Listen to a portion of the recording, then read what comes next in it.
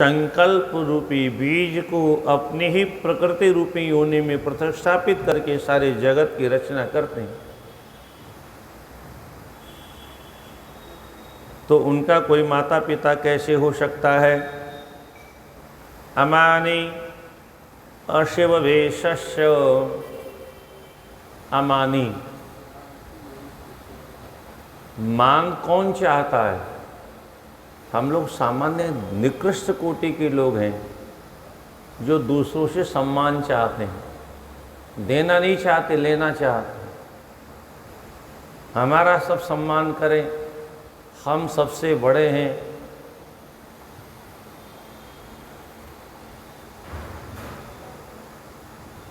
हमारे नीतिकार बहुत अच्छा लिखते हैं। सामान्य लोग सम्मान चाहते हैं,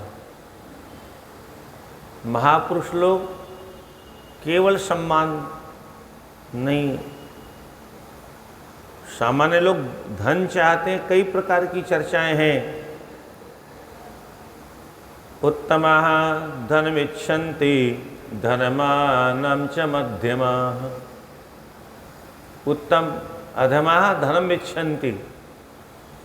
संसार में निकृष्ट कोटि के लोग क्या चाहते हैं? बोले धन चाहते हैं। धनमानं च मध्यमा। और जो बीच के कोटि के लोग हैं वो धन भी चाहते हैं पर सम्मान के साथ चाहते हैं।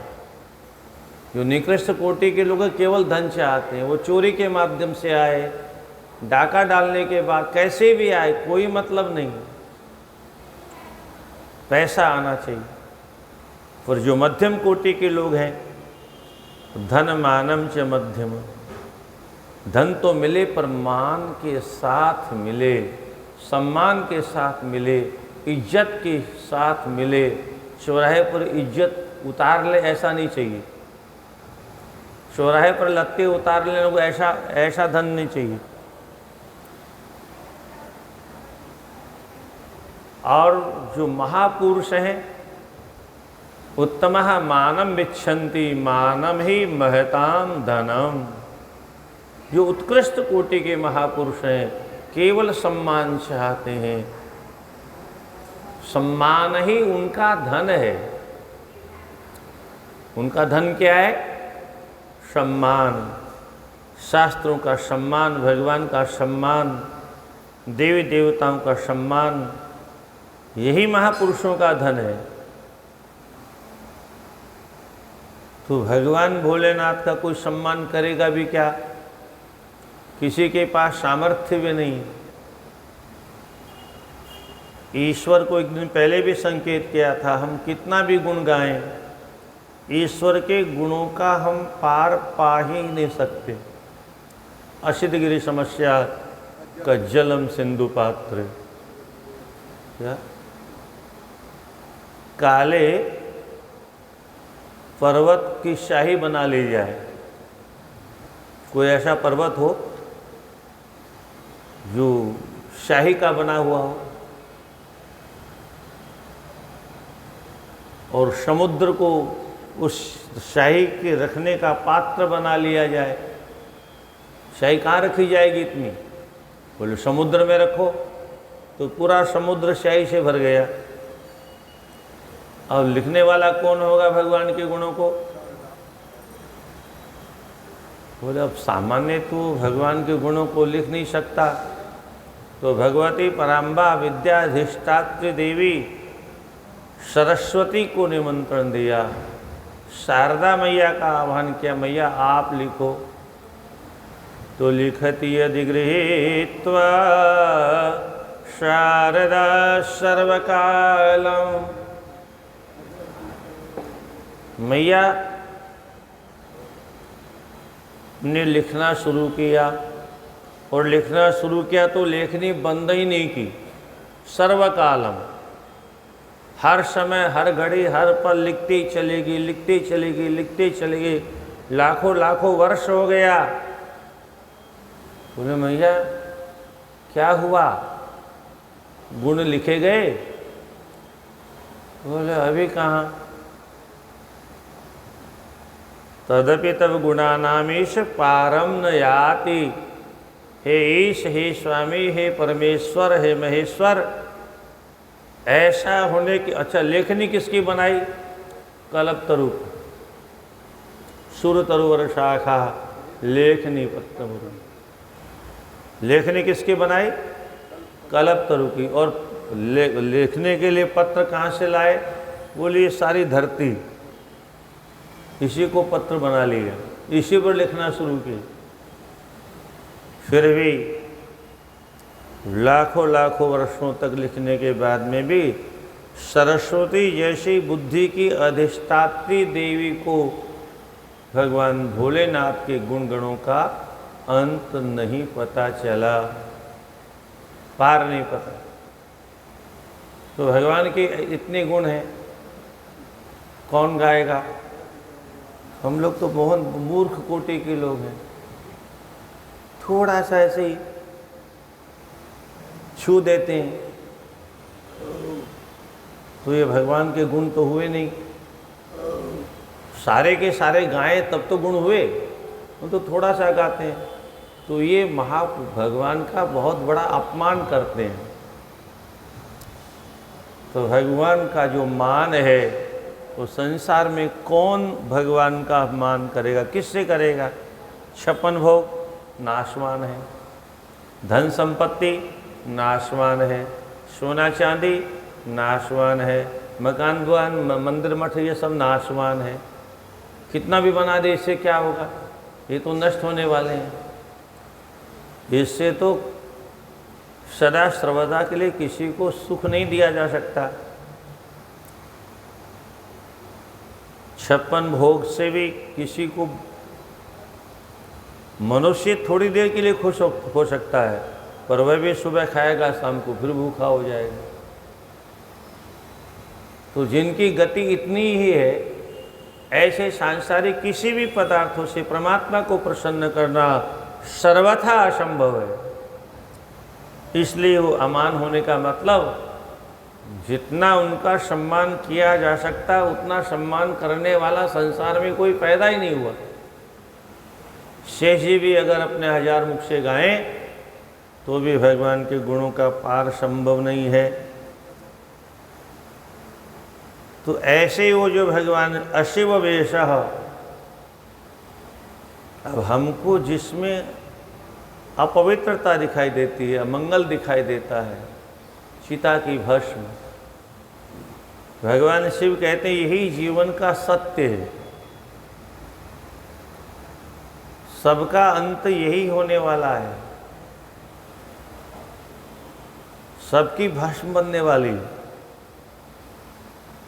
और इसलिए यही सत्य है। इस सत्य को स्वीकार करना चाहिए, और इस सत्य को स्वीकार करने का बहुत सुदृढ़ स्वरूप ये है, ये शरीर पहले भी राख थी, अब भी राख है, कल भी राख बनेगी।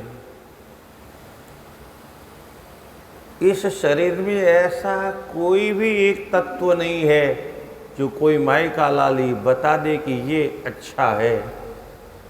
एक भी चमड़ी से लेकर के, रस से लेकर के, रक्त से लेकर के, मांस से लेकर के, मज्जा से लेकर के, हड्डियों से लेकर के, रज और वीर्य से लेकर के, एक भी कोई ऐसा पदार्थ इस शरीर में से निकाल के कोई माई का लाल ये सिद्ध कर दे कि ये तो बहुत अच्छा है, ये तो बहुत सुंदर है।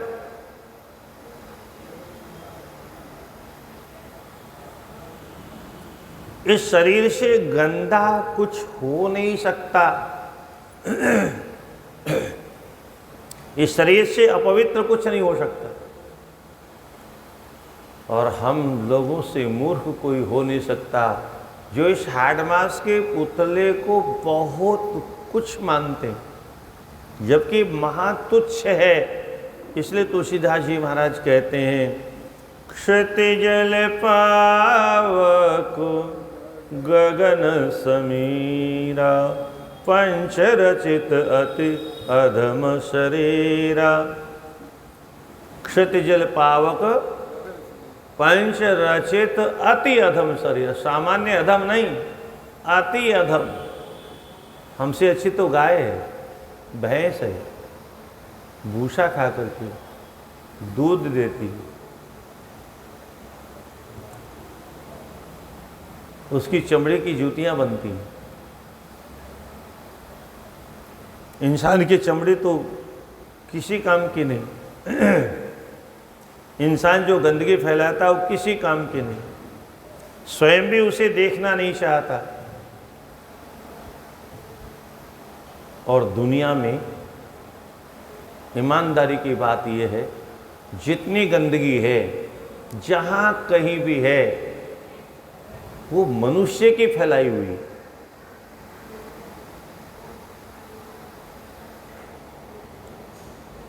घर में, गली में, मोहल्ले में, नगर में, डगर में, शहर में, देश में, जहां भी गंदगी है,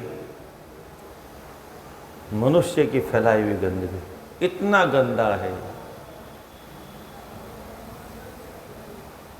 हमारा अज्ञान अद्भुत है। इस हाडमास के पुतले को हम न जाने कितना सम्मान देते हैं और इसकी इंद्रियों को खुश करने के लिए न जाने कितने पाप करते हैं।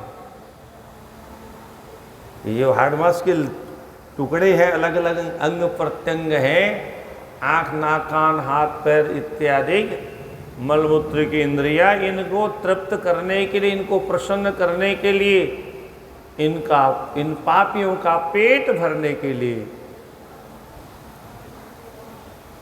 जबकि पेट किसी का आज तक भरा नहीं, कामनाएं किसी की पूरी हुई नहीं। हम तो बहुत छोटे से मच्छर हैं, रावण की कामनाएं पूरी नहीं हुई, हिरण्यकश्यप की कामनाएं पूरी नहीं हुई। सोने के महलों में रावण रहता, रावण के नौकर चाकर भी सोने के महलों में रहते। कनक कोट विचित्र मणिकृत सुंदरा यतना घना चौ हट्ट हट्ट सुभट्ट वीथी शारपुर बहु विधि बना। सोने का चारों तरफ सोना है, सोना। हनुमान जी तो परेशान हो गए, देखा बोले ये कैसे हो सकता है, सोना ही सोना। हनुमान जी से पूछा भगवान राम ने वापस आने पर, बोले हनुमान मैंने सुना तुमने लंका में आग लगा दी, मैंने तो नहीं कहा था। बोले हाँ प्रभु आपने तो नहीं कहा था। बोले फिर जो नहीं कहा था वो काम क्यों किया? बोले प्रभु ऐसा हुआ, वो मैंने जब देखा चारों तरफ सोना सोना, परकोटे सोने के देखे, तो नगर के चारों तरफ सोने के परकोटे देख के, महल सोने के देख के मेरी बुद्धि चकरा गई। मैंने कहा इतना सोना, ये असली है कि नकली? तो सोने की तो कसौटी आग है,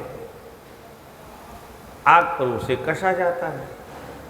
मैंने आग में उसको कसने का प्रयास किया, पाप की लंका जल करके भस्म हो गई।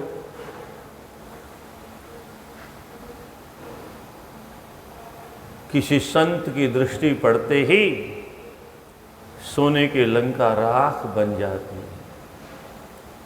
किसी वैराग्यवान की दृष्टि पड़ते सुंदर से सुंदर वस्तु असुंदर हो जाती है, दर्शनीय से दर्शनीय वस्तु अदर्शनीय हो जाती है। शूर्पणखा जब राम जी के पास पहुंची, राम जी ने लक्ष्मण के पास भेज दिया। लक्ष्मण जी ने थोड़ा चुटकुला मजाक करने का प्रयास किया।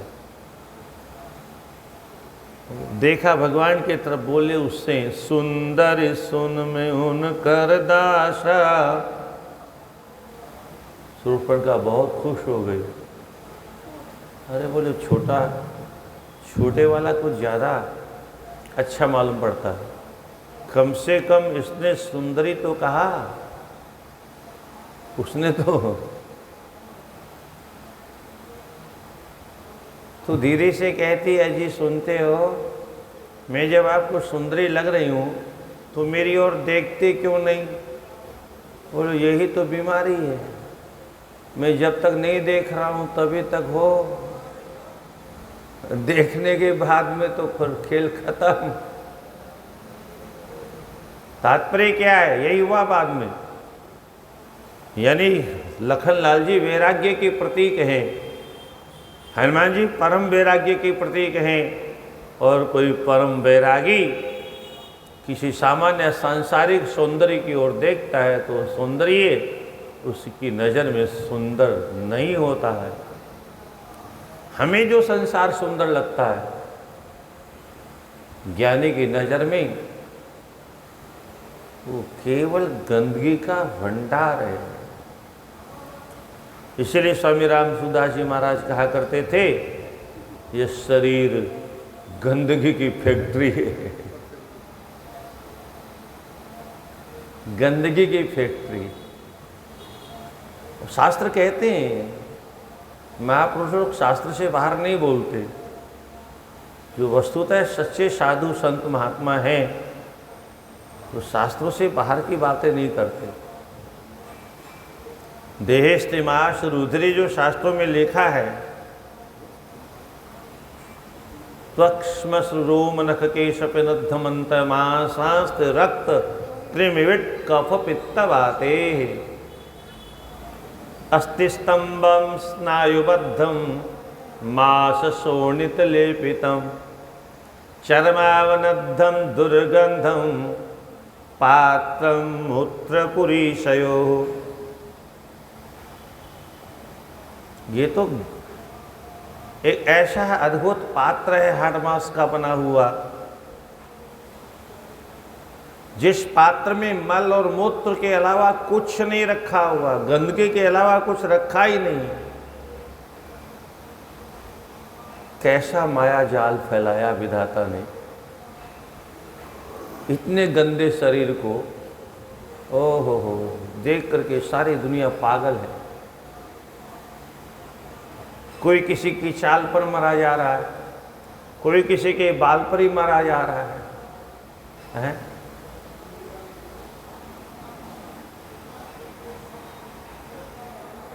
है कुछ नहीं, पर माया का ऐसा जादू है इस हाड़ मास के पुतले पर लोग। और आज की सिनेमा संस्कृति वाले पाश्चात्य सभ्यता के चाकचक्य में फंसे हुए,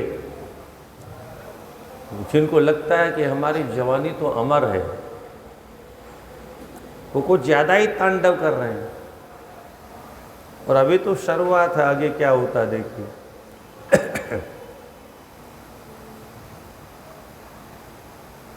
तो अशिव वेश इस गंदे शरीर को चाहे जितना सजाएं हम, ज्ञानियों की नज़र में इसकी जो औकात है वही है। हमारी नज़र में सोना सोना हो सकता है, हीरा हीरा हो सकता है,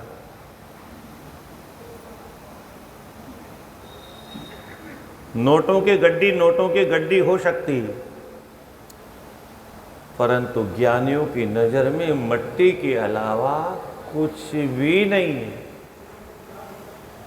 क्योंकि सब मट्टी से निकले, सब एक दिन मट्टी में मिल जाएंगे। ये महल, बड़े बड़े मकान, दुकान, कल कारखाने, ये कार और बेकार जितनी भी वस्तुएं हैं, ज्ञानियों की नज़र में सब मट्टी है। गेहूं भी मट्टी है, चावल भी मट्टी है, आम भी मट्टी है, सब मट्टी से निकले। ऐसा कोई भी पदार्थ नहीं है जो मट्टी से बाहर से निकला हो। शरीर भी मट्टी का बना हो, पुतला है, मट्टी में इसे मिल रहा है। इसलिए सजा धजा करके केवल संसार को बेवकूफ़ बनाने के अलावा और कुछ नहीं किया जा सकता। तो भगवान का जो वो अमंगल भेष दिखाई देता है, वो ज्ञानियों की नज़र में मंगलमय है। हमारी दृष्टि में हमारी दृष्टि ऐसी केवल हाड़ मास के पुतले से बाहर हम समझते नहीं कुछ। तो नारद जी कहते हैं ऐसा पति मिलेगा। इत्याकर्ण्यवचस्ते ही सत्यम मत्वा च दंपति मेनाभिमाचलस्यापि दुखितो तो बभूवतु। हिमालय भी दुखी हो गए और घर वाले भी दुखी हो गए। हमारी बिटिया को ऐसा पति मिलेगा। और एक सामान्य लोकाचार है,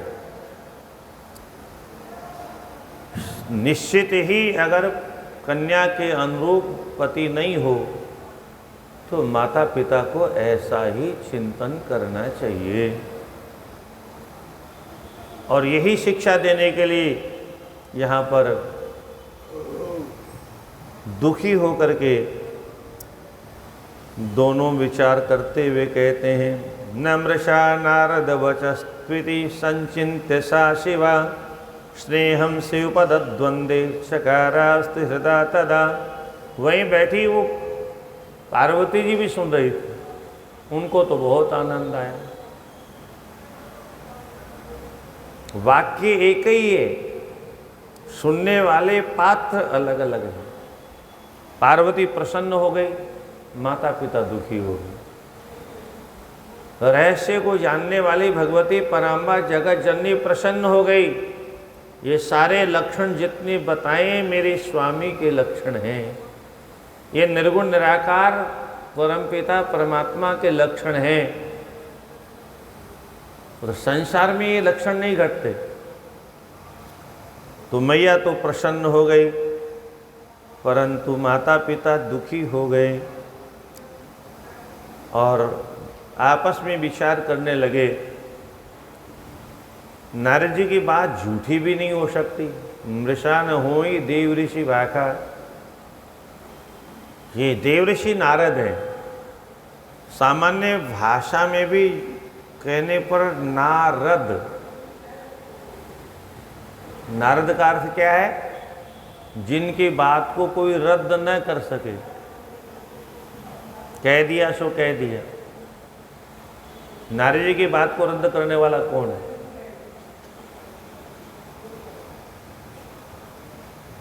स्नेहम शिवपद्वंदे चगास्ते हृदा तदा उवाच दुखित शैलस्त्वां तदा हृदय नारद किमुपायं मुने कुर्याद मदे दुःखमभुद्दिति। नारद जी के सामने हाथ जोड़ के पर्वतराज ने कहा, हे मुनिराज, कोई उपाय बताइए, कोई अनुष्ठान बताइए ताकि हमारी पुत्री की रेखा में लिखा हुआ ये अमंगलमय पति न मिले, कोई अच्छा सा मिल जाए। नारद जी कहते हैं, जे बर के दोष बखाने थे सब शिव पै मैं अनुमाने। जो विवाह संकर्षण होई दोष गुण सम कह सब कोई। अगर दोष भी है तो गुण के समान माना जाएगा। भानु प्रशानु सर्वरस खाही। उदाहरण दिया सूर्य का, अग्नि का। सूर्य इतने तेजस्वी हैं, ये नालियों की गंदगी को भी चूस लेते हैं। ईमानदारी की भाषा में बोलूं तो अपने हाथों से सफाई करते हैं। इनके हाथ क्या हैं? किरणें ही इनके हाथ हैं। अपने किरणों से दुनिया की न जाने कितनी गंदगी सूर्य भगवान साफ करते हैं। अगर नहीं करे तो पता नहीं कितने बड़े बड़े कीड़े पड़ जाए नालियों। ये तो सूर्य की रोशनी का तेज है जो कीड़ों को जला करके भस्म कर देता। एक साथ भगवान ने अपने अलग अलग यंत्रों के द्वारा समाज के कितने कार्य करते हैं, हम कल्पना नहीं कर सकते। वर्षा होती तो सूर्य भगवान की कृपा से।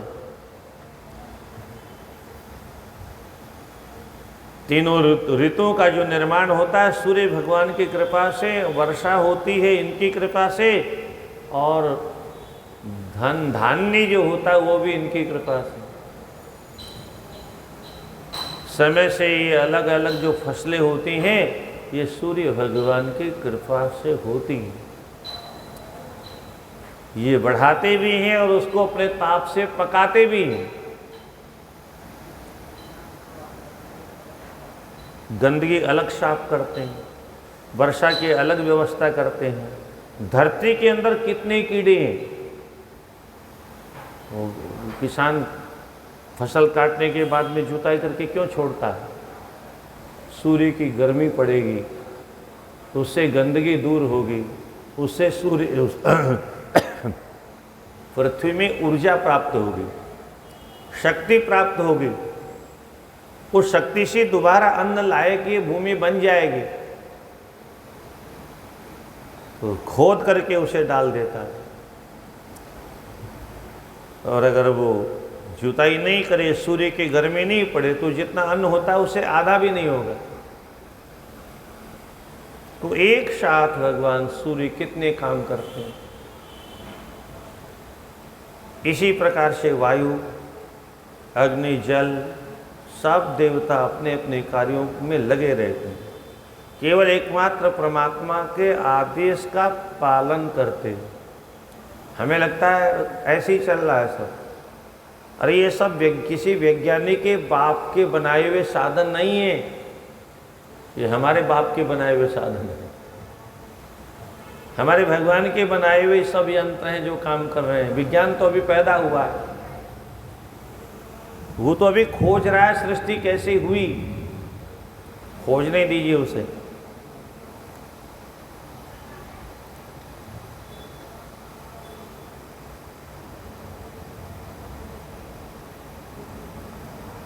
तो स्नेह शृणु गिरे वाक्यम मम सत्यम मृषा नहीं कर रेखा ब्रह्मलिपिर्न मृषा भवति ध्रुवम। नारद जी बोले, हे गिरिराज, मेरे बात ध्यान से सुनिए। जो इस बालिका के हाथ में रेखा बनी हुई है वो ब्रह्मलिपि, वो ब्रह्मा जी की लिखी हुई है। उसको व्यर्थ करने के सामर्थ्य किसी में नहीं है। जो लिखा है वही होगा। तुलसीदास जी ने इसी का अनुवाद किया, कह मुनीश हिमवंत सुनु, जो विधि लिखा लीलार। देव दनुज नर नाग मुनि, को न मेटनहार। कह मुनीश हिमवंत सुन, जो विधि लिखा लीलार। विधाता ने जो लिख दिया उसको कोई मिटा नहीं सकता। आज बहुत से लोग प्रयास करते हैं, केवल समाज में वितंडावाद फैलाते और कुछ नहीं करते।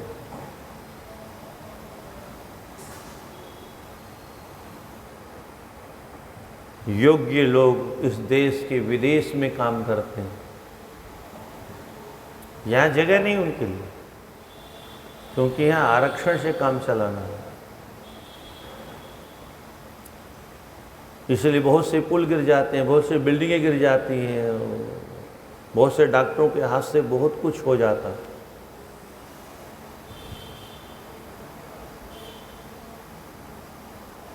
देव दनुज नर नाग मुनि, को न मेटनहार।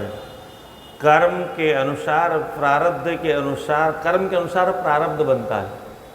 प्रारब्ध के अनुसार हमारे भाग्य की लिपि लिखी जाती है और उस लिपि को मिटाने के सामर्थ्य किसी में नहीं है। कोई गरीब क्यों है, गरीब घर में पैदा क्यों हुआ,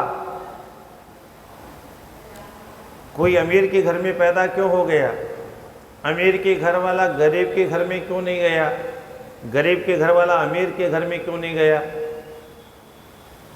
उसका अपना अपना भाग्य है। हम माने न माने इससे कोई फर्क नहीं पड़ता, परंतु सृष्टि की विविध व्यवस्थाओं को देख करके मानना ही पड़ता है। कोई एक शक्ति है जो संपूर्ण विश्व का संचालन कर रही है। अगर उसके हाथ में नहीं हो तो थोड़ा सा सूर्य नीचे आ जाए, बोले चलो धरती के आसपास घूम के आते हैं, जो जल करके राख राख बन जाएगी।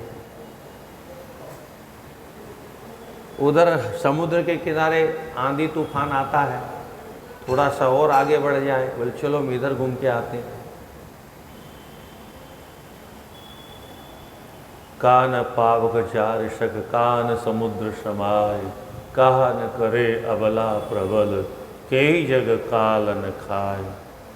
कितने सामर्थ्यवान सब हैं, पर सब पर नियंत्रण है। कितनी दूरी पर रहना है? पृथ्वी से सूर्य की दूरी 1,00,000 योजन किलोमीटर की दूरी है। अब वो उतनी दूर से इतनी आग फेंक रहा है। कितने वर्ष हो गए? अरबों वर्ष हो गए। अभी तक तो सूर्य की गर्मी कम हुई नहीं, और हमारे जैसे न जाने कितने कीड़े पैदा होंगे, कितने कीड़े मर जाएंगे। तो ये सूर्य किसी वैज्ञानिक के बाप ने तो बनाया नहीं। परमात्मा ने सारे संसार के बालकों के लिए बल्ब बना के रखा, इतना बड़ा बल्ब, और फ्री सेवा। क्या? कोई पैसा नहीं, कोई चार्ज नहीं। आजकल तो लोग इससे रिचार्ज कर रहे हैं, सूर्य से। कार, टैक्सी, टेम्पो, कल को हवाई जहाज भी रिचार्ज करेंगे। सौर ऊर्जा, क्योंकि धरती को तो चूस के खा गए, लकड़ी खा गए, कोयला खा गए, तेल भी, गैस भी, आखिर कब तक चलेगी? कहाँ जाएंगे? अंत तो गत्वा ईश्वर के बनाए हुए संसाधनों पर ही जीवन यापन करना पड़ेगा। तु कर रेखा ब्रह्म लिपिर्नम्रशा भवति ध्रुवम। ये ब्रह्मा जी की लिपि है, ये कभी भी काटी पीटी नहीं जा सकती, छोटी नहीं की जा सकती। तादृशोऽस्यापतिशील भविष्यति न संशय, तत्रोपायं शृणु प्रीत्यायं कृत्वा लप्स्यसे सुखम। यहाँ एक मार्ग अवश्य है।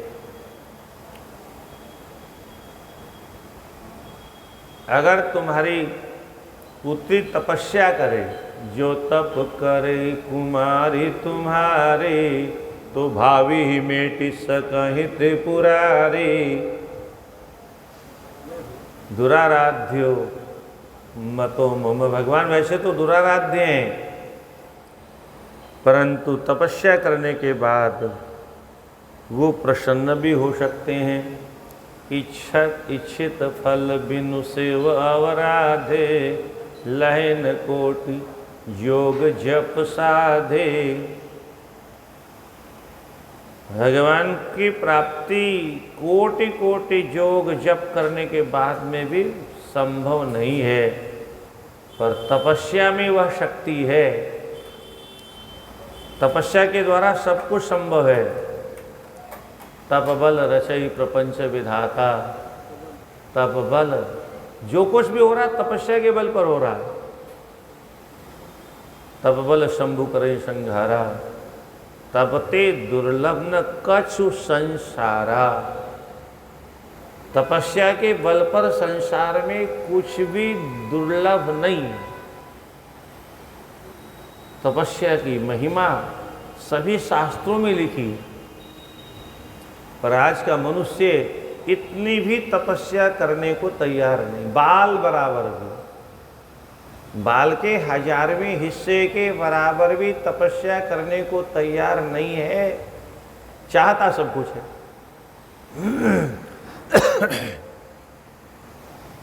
कैसे संभव होगा?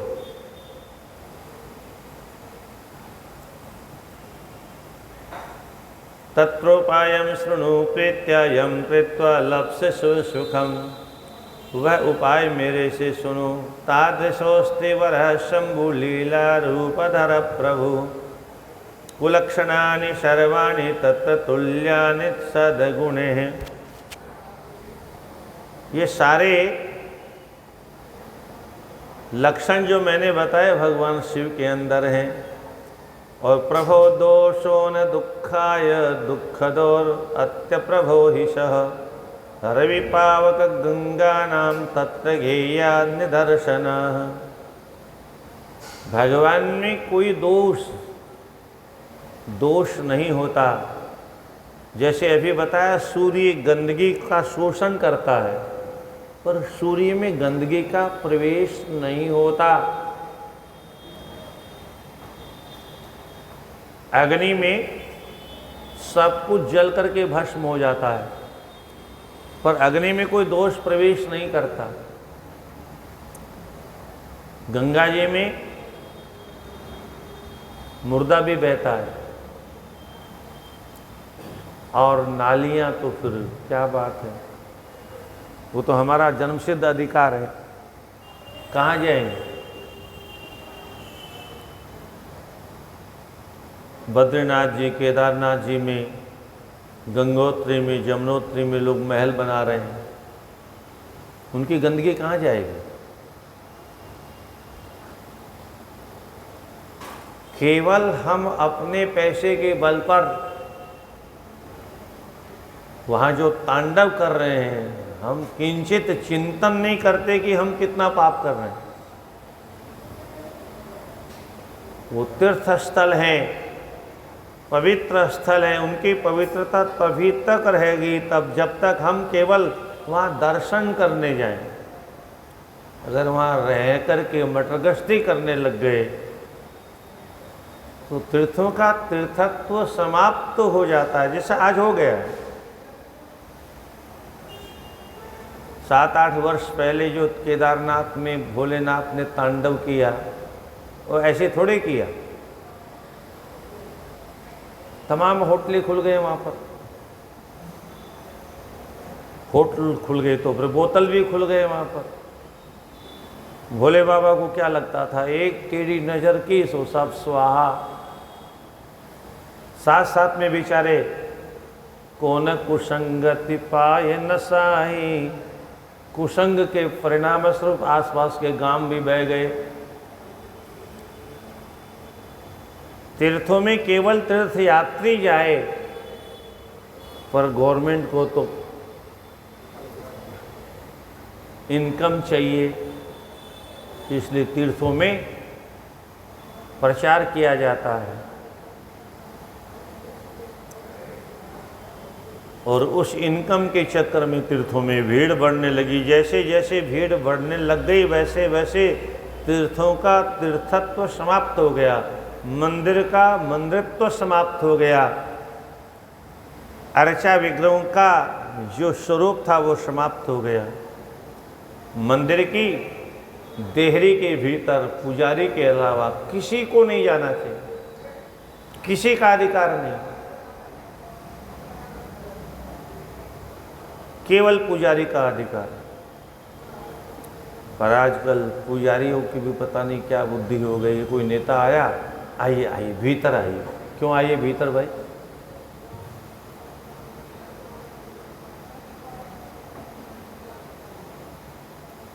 शास्त्र कहता है अर्चा विग्रह का तेज उसी क्षण समाप्त हो जाता है जब कोई अपवित्र व्यक्ति उसके अंदर प्रवेश करता है। आप कहोगे फिर वो कैसे भगवान, जो किसी के घुसने से अपवित्र हो जाए? भगवान के विषय में हमें शास्त्र बताता है।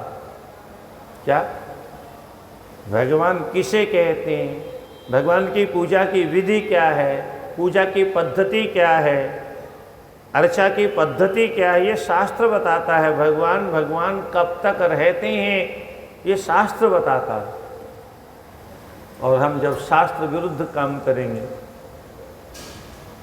तो शास्त्र कहता है वहाँ भगवान का तेज नहीं रहता है।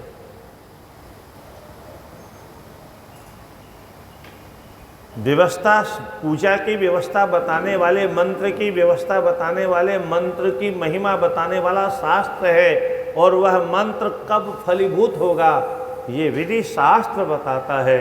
उसकी विधि हम नहीं बना सकते। आज समस्या क्या है, फल तो हमें शास्त्र में लिखा है वो मिलना चाहिए, पर विधि हमारी चलेगी।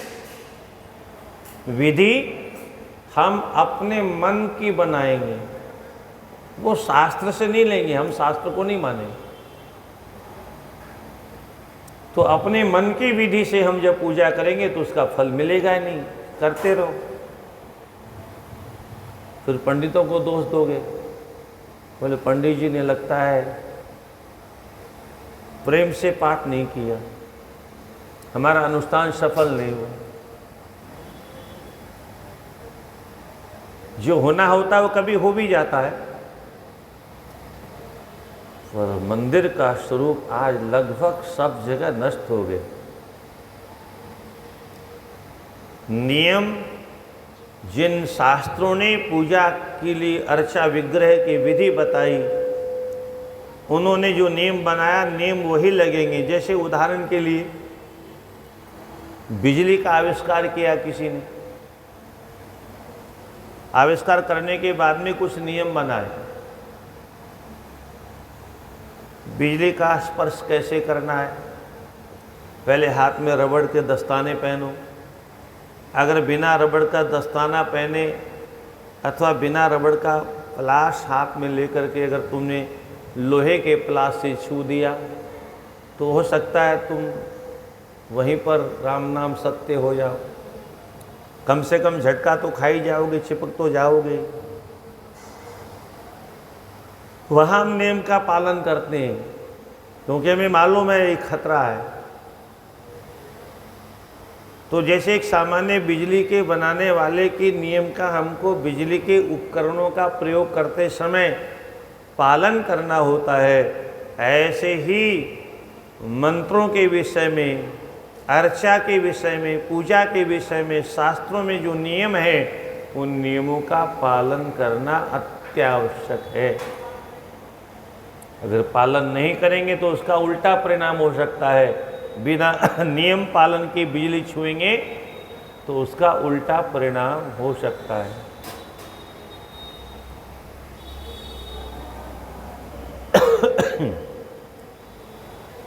तस्मात् शिवाय कन्यां स्वां शिवां देहि विवेकतः।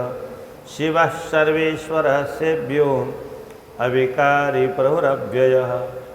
शिव सर्वेश्वर है और निर्विकार है।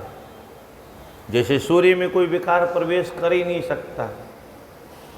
कोई यहाँ से गाली दे तो वहाँ पहुँचने वाली नहीं, कोई यहाँ से कीचड़ फेंके तो अपने ऊपर भले ही गिर जाए, सूर्य तक पहुँचने वाला नहीं। ऐसे ही भगवान तक कोई गाली वहाँ थोड़ी लगती है, वहाँ नहीं पहुँचने वाली। भगवान निर्विकार हैं, उनमें कोई विकार नहीं है। प्रभु हैं, सर्वसमर्थ हैं, और समर्थ कह नहीं दोष गुसाई। रवि पावक सुरसर की नाई। सुरसरी जो गंगा है, अब आप कहोगे गंगा और गंगा जल में क्या अंतर है। आजकल अधिकतर लोग हरिद्वार जब जाते हैं तो हर की पेड़ी में स्नान करके आते हैं, और हमारा दुर्भाग्य है कि वहाँ गंगा जी ही नहीं।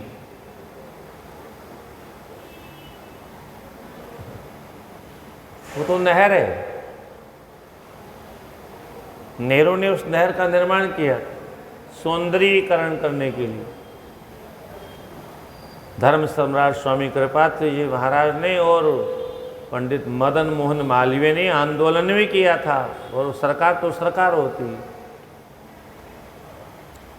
सरकार तो भेड़ चाल को समझती है। ज्ञानियों की, बुद्धिमानों की बातें नहीं सुनती, हमारी बात नहीं सुनेगी, गुरुजनों की बात नहीं सुननी। वहाँ तो 10, 20, 50 लाख भीड़ ले जाओ तो फिर उनको वोट दिखाई देती हैं, ये वोटों की भीड़ है, मानना पड़ता है। गौ माता वोट नहीं देती तो कट जाती है।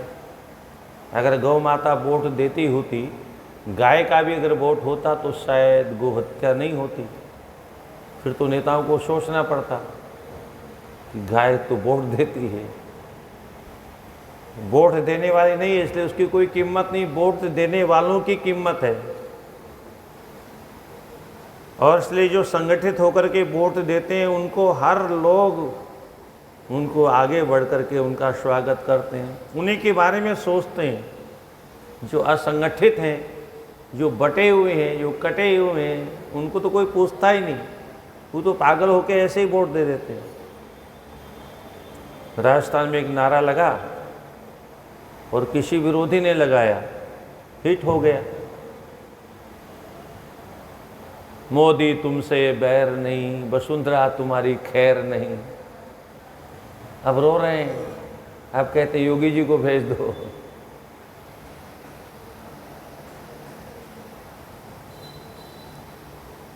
हमारा समाज कितना बटा हुआ है, यहाँ आकर के भी झगड़ा है। हाँ, ऐसा नहीं कि ये तीर्थों में झगड़ा नहीं, यहाँ ज़्यादा झगड़ा है। जहाँ जाओ वहीं झगड़ा पैदा कर रखा है। उसने तुलसी की माला पहनी तो गाली देना शुरू कर दिया, उसने रुद्राक्ष पहन लिया तो किसी ने गाली देना शुरू कर दिया। पता नहीं क्या बीमारी।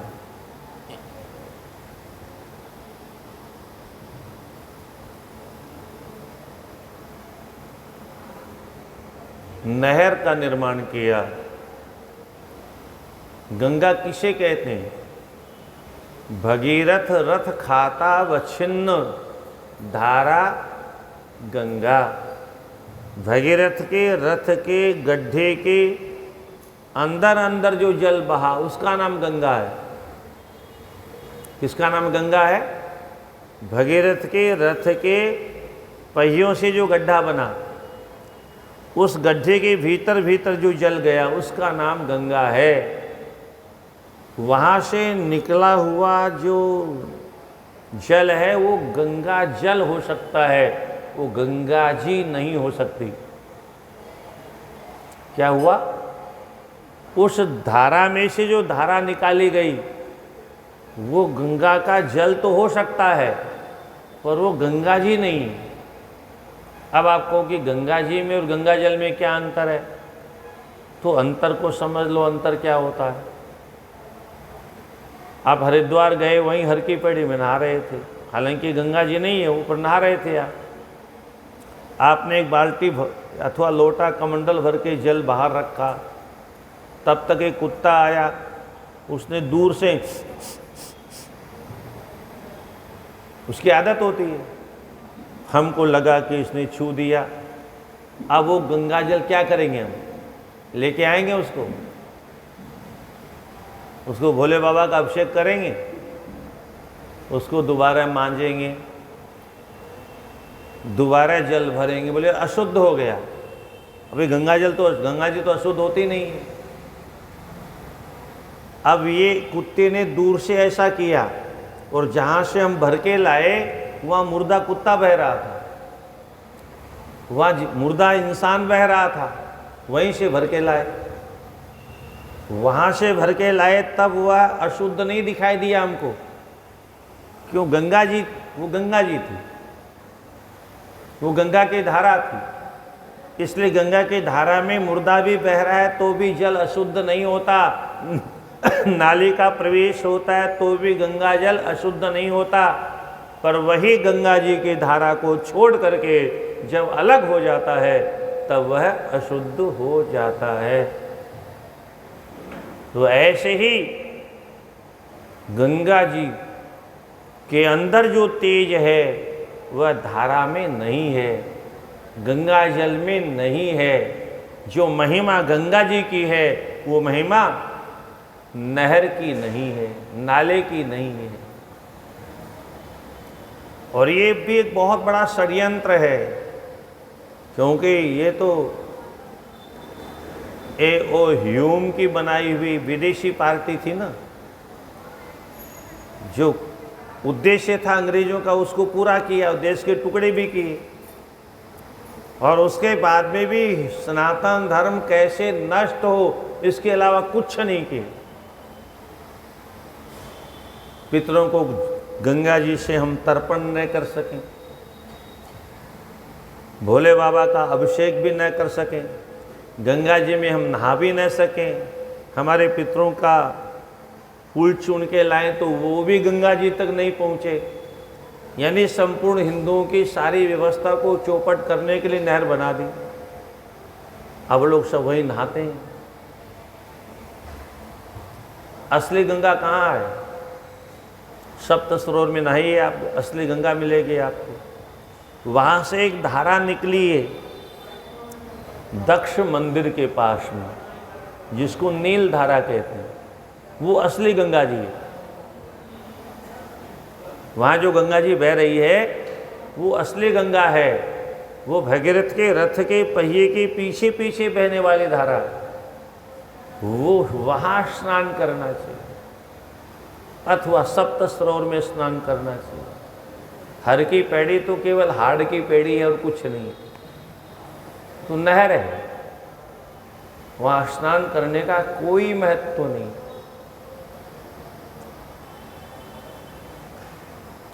हिंदू अपने धर्म की रक्षा न कर सकें, इसलिए सरकार ने बहुत कुछ किया। कौन कौन सी कथा गिनाऊं यहाँ पर आप? जैनियों को हमसे अलग कर दिया, बौद्धों को हमसे अलग कर दिया। जिन सिखों की वजह से आज हम हैं, वो भी आज हिंदू नहीं है। हिंदुओं की संख्या कम करने का षड्यंत्र, हिंदू कोर्ट बिल से लेकर के तमाम षड्यंत्र किए गए, आज भी वही चल रहा है। तो शीघ्र प्रसाद शिव ताम गृहीष्यत्य संशयम तपस्साध्यो विशेषेण यदि कुर्यात् शिवा तपः। अगर भगवती तपस्या करेगी तो तपस्या से सब संभव है। सर्वेश्वर भगवान तपस्या से कृपा करके इसे अपना सकते हैं। इसलिए सर्वथा सुसमर्था ही स शिवः सकलेश्वरः कुलशस्यापि विध्वंसी ब्रह्माधीन सुखप्रदः। वज्र का लेख भी मिटाने की सामर्थ्य है। किसमें? भगवान भोलेनाथ में।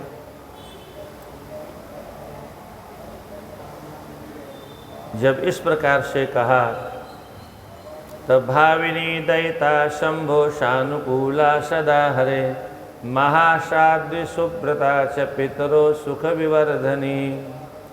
वह महासाध्वी भगवती बहुत प्रसन्न हुई सुन करके, और अब भगवान शिव को अपने अंतःकरण में विराज करके शंभो चित्तम वसेचेषा करिष्यति तपस्विनी। यह तपस्विनी तुम्हारी पुत्री तपस्या करके भगवान शिव को अपने बस में करने की सामर्थ्य रखती है। इसलिए यानि यानि नगश्रेष्ठ जीवितानि पुनः पुनः। भगवान तपस्या के द्वारा जब प्रसन्न हो जाएंगे, तब जब दोनों का विवाह हो जाएगा, तब देवों का कार्य संपन्न होगा।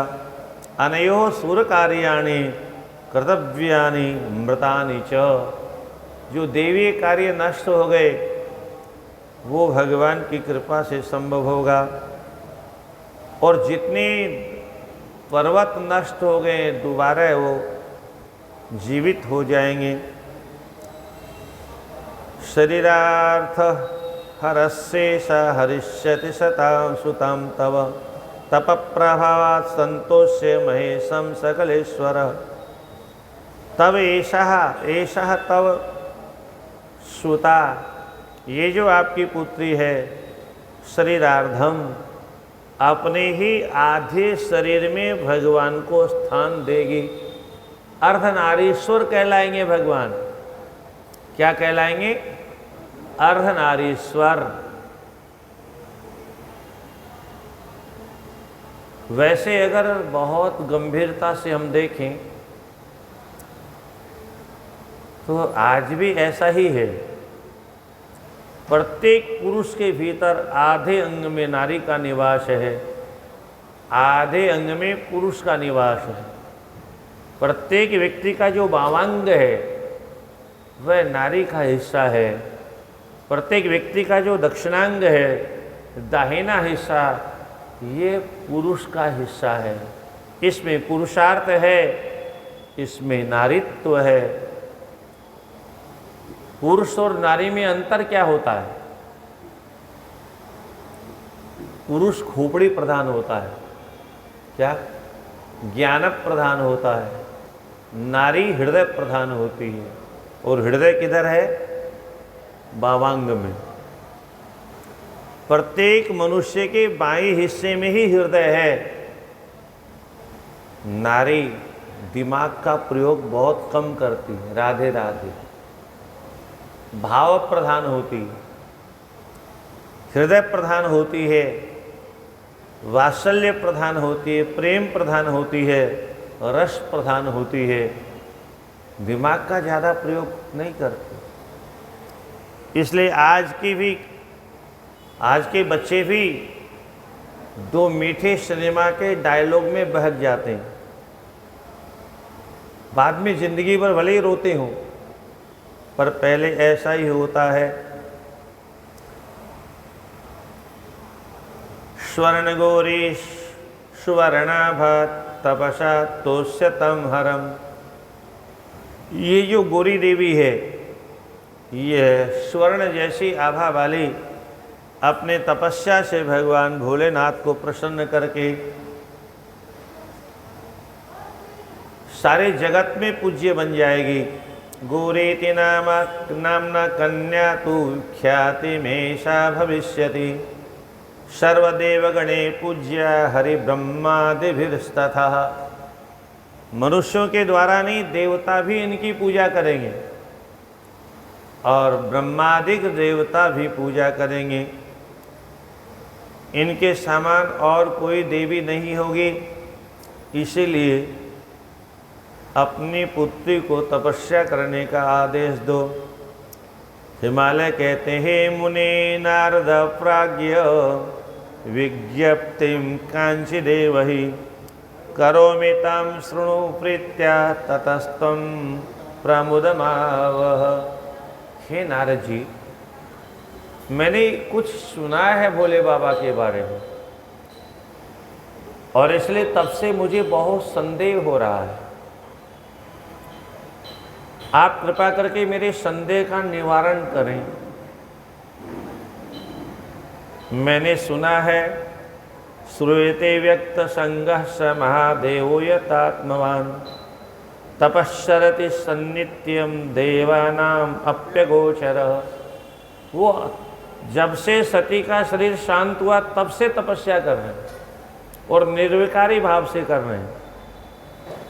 यतात्मवान माने संयमी चित्त से निरंतर तपस्या में रत हैं।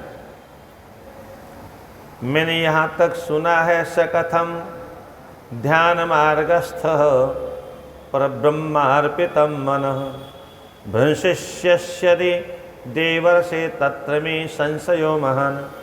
जो ध्यान में निरंतर स्थित रहते हैं वो ध्यान से बाहर आकर के विवाह क्यों करेंगे? मेरी पुत्री के साथ विवाह क्यों करेंगे वो? उनको तो ध्यान से बाहर आने की आवश्यकता नहीं है।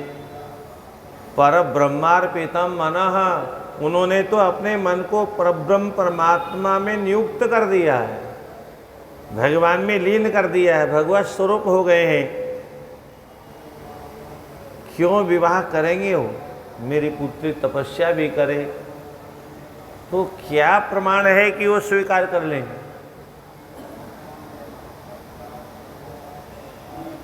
अक्षरम परमं ब्रह्म प्रतीपकलिकोपमं सदाशिवाख्यम स्वं रूपम निर्विकारम जपात्परम।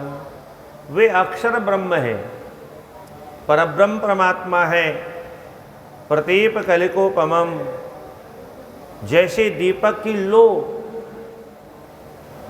निरंतर प्रकाशमान रहती है, ऐसे ही वो प्रकाश स्वरूप है, ज्ञान स्वरूप है।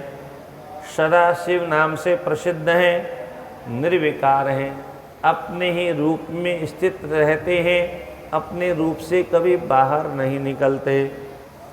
तो ऐसे जो निर्गुणम सगुणम तच्च निर्विशेषम निरीहकम अतः पश्यति सर्वत्र सतु बाह्यम न तो बाह्यम निरक्षते। वे निर्गुण भी हैं और सगुण भी हैं, ऐसा सुना जाता है। निर्विशेष है, निरी माने कोई कामना उनके अंदर पैदा ही नहीं होती।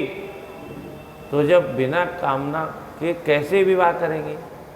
विवाह तो कामना का विषय है और ये कोई कामना करते ही नहीं हैं। सर्वत्र आनंद में निरंतर निमग्न रहने वाले परमात्मा, वो बाहर में क्यों निकल करके बहिर्मुखी क्यों बनेंगे? वो तो अंतर्मुखी हैं। और जो अंतर्मुखी बन गया एक बार, जिसने एक बार भगवान के नाम रूप लीला धाम का रस प्राप्त कर लिया, जब तक नहीं किया तब तक तो अलग बात है।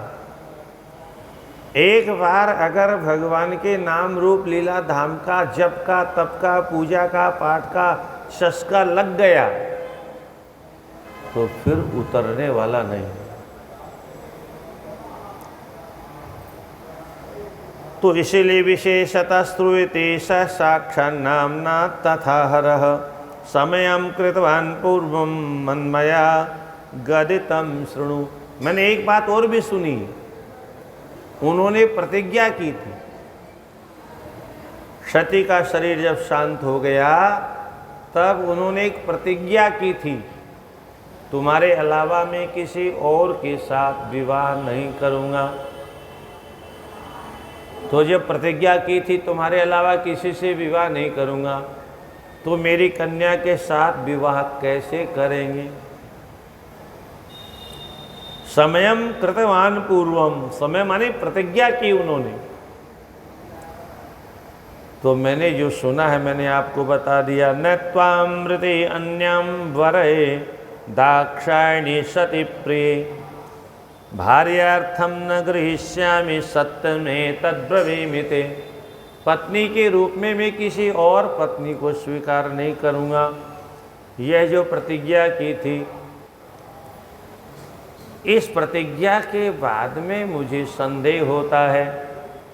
इति सत्या समं तेन पुरेव समयः कृतः तस्यामृतायां शकथं स्वमन्यां गृहीष्यति। अन्य किसी और कन्या को वो अपनी पत्नी के रूप में क्यों स्वीकार करेंगे? नारद जी कहते हैं, अरे हिमालय, आपको ये संदेह क्यों हो गया? अरे ये देवी वही तो है, दूसरी नहीं है। भगवान ने यही तो कहा किसी दूसरी के साथ विवाह नहीं करूँगा, तो दूसरी तो ये है ही नहीं। नैवेकार्या त्वया चिंता गिरिराज महामते ऐसा तव सुता काली दक्षजा ये भवत्पुरा।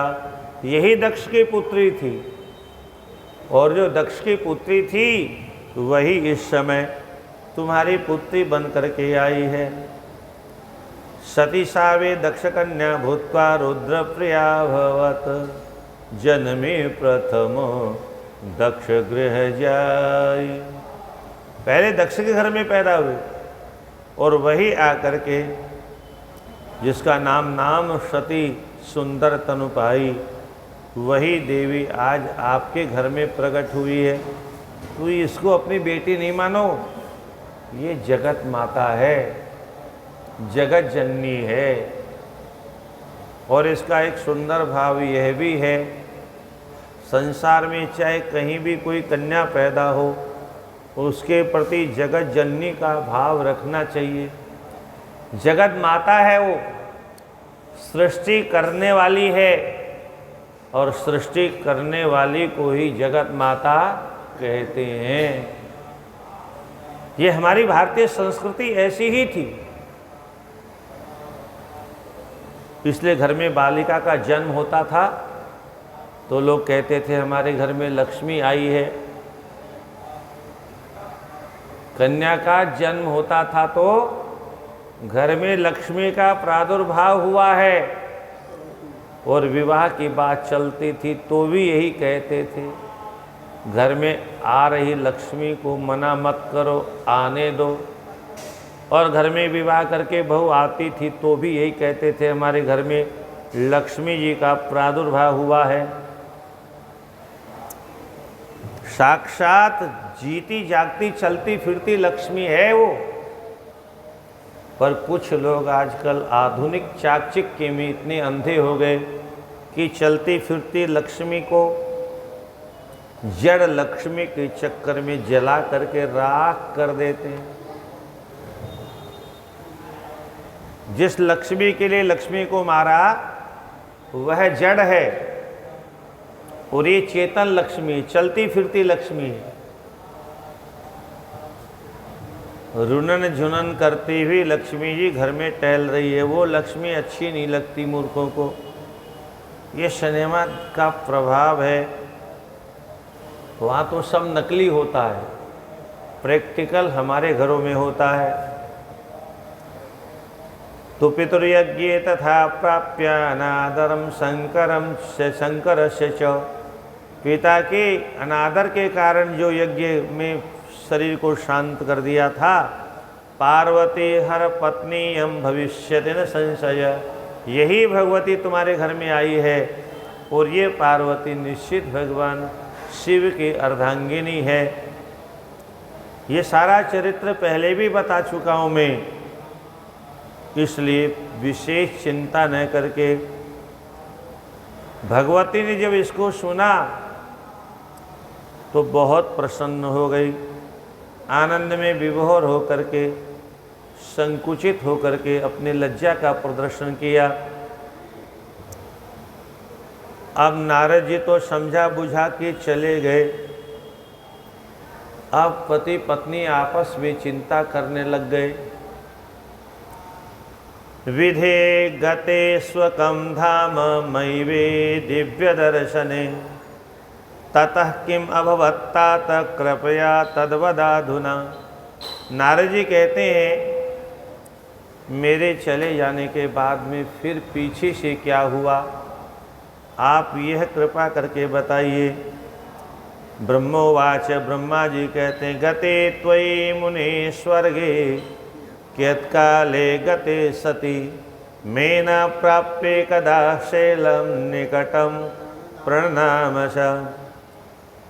जो ही मुनि चले गए पीछे से तुरंत घर वाली आई, लठ लेके नहीं आई आज की तरह से,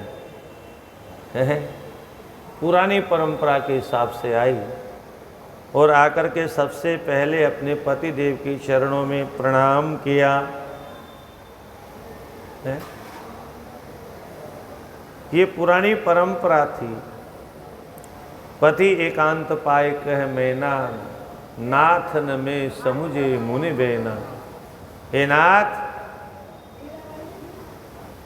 मेरे कुछ समझ में नहीं आया, नारद जी क्या कह गए, आपकी कुछ समझ में आया? पतिदेव ने कहा हाँ देवी, मेरी तो समझ में आया।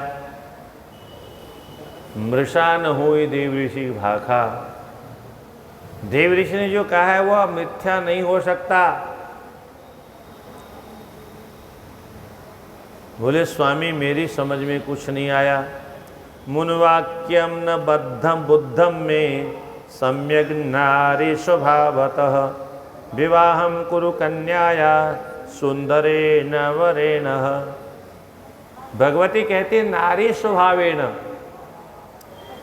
चूंकि मेरा नारी स्वभाव है इसलिए मेरी समझ में कुछ कम आया। आज की नारी भले ही अपने आप को बहुत कुछ बुद्धिमान समझती हो, पर नारी में बुद्धि कब आएगी ये तो पता नहीं।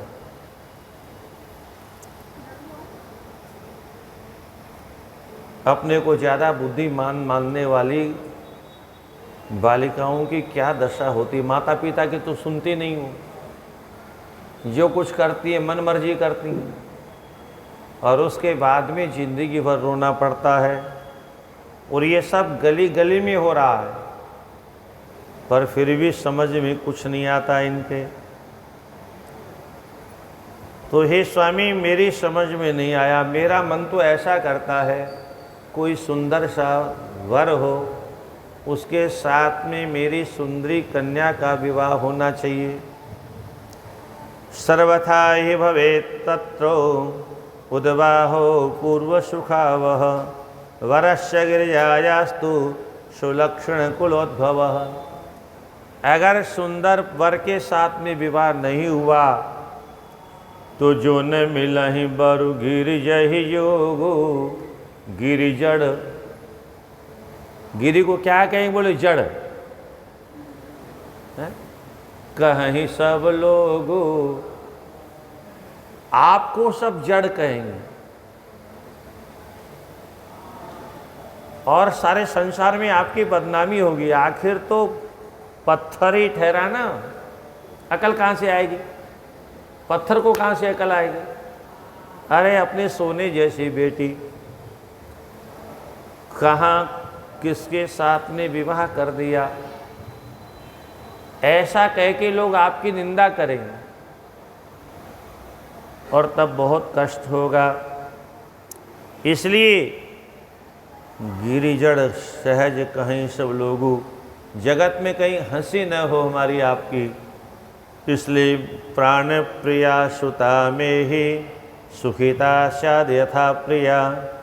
सद्वरम प्राप्य सुप्रीता तथा कुरु नमोस्तुते।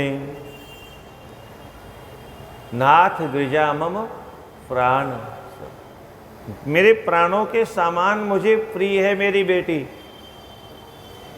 और ये माँ का यही लक्षण है। मम्मी का तो मुझे पता नहीं क्या लक्षण होता है, पर माँ का यही धर्म है। अगर माँ को लगे कि मेरी बेटी का कहीं कुछ गड़बड़ संबंध हो रहा है, माँ को चट्टान बन के खड़ा हो जाना चाहिए सामने। यह उसका अधिकार है। पिता से माँ का हमारे शास्त्रों में ज़्यादा अधिकार दिया गया। मनु जी महाराज भी यही कहते हैं, पितुर 10 गुणा माता गौरवेणातिरिच्यते। पिता से 10 गुना ज़्यादा माँ का अधिकार है, और माँ से भी कदाचित किसी घर में विमाता हो, सौतेली माँ, उसका तो 100 गुना ज़्यादा अधिकार है। और ये ज़्यादा अधिकार कोई पुरस्कार में नहीं दिया गया है। इसमें वैज्ञानिक कारण भी हैं, लौकिक कारण भी है, और माँ का त्याग और तप भी है उसमें। पुरुष को क्या मालूम 9 महीने गर्भ में कैसे रखा जाता है। किसी पुरुष को सपने में भी ये ज्ञान नहीं हो सकता। कितना कष्ट सहन करती है माताएं। एक परिवार को वंश देने के लिए, वंश की बेल बढ़ाने के लिए कितना तप करते, कितना त्याग करते, कितना सहन करती है, कल्पना नहीं कर सकता पुरुष। 9 महीने जितना कष्ट माँ सहन करती है,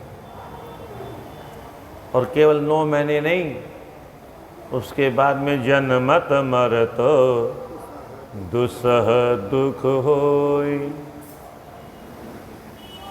भयंकर पीड़ा होती है। वह भी माँ केवल इसलिए सहन करती है हमारे कुल खानदान की वृद्धि होगी।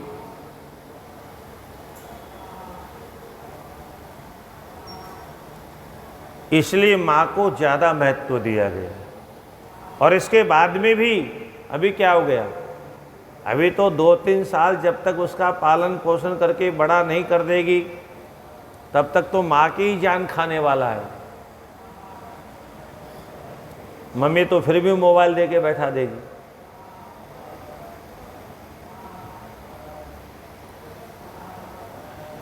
पिता की छाती में दूध नहीं आता, क्या प्रेम तो पिता भी करता है, पर पिता की छाती में दूध नहीं बनता,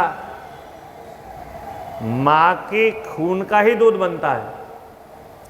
माँ के अंदर जो मातृत्व है, माँ के अंदर जो वात्सल्य है, माँ के अंदर जो उस बालक के प्रति एक अपनत्व है, उसका जो अपना दायित्व है,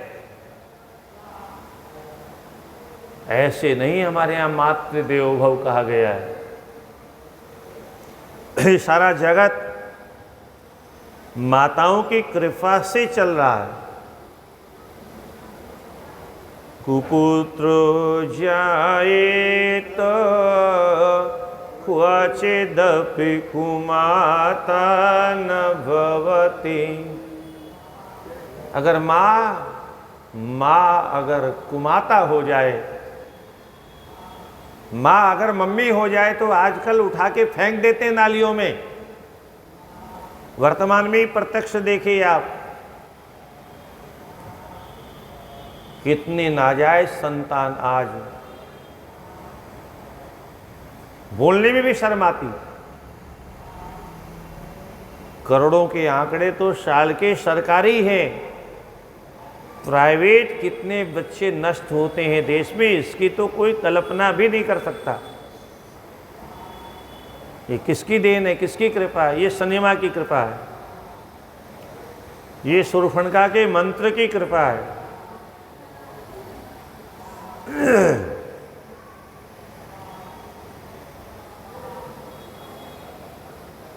हाँ, आज के कुछ लोग जो तार्किक लोग होते हैं, कहीं से एक टुकड़ा कहीं से पढ़ लिया उन्होंने, तो वो कहते हैं ये तो पहले भी होता था।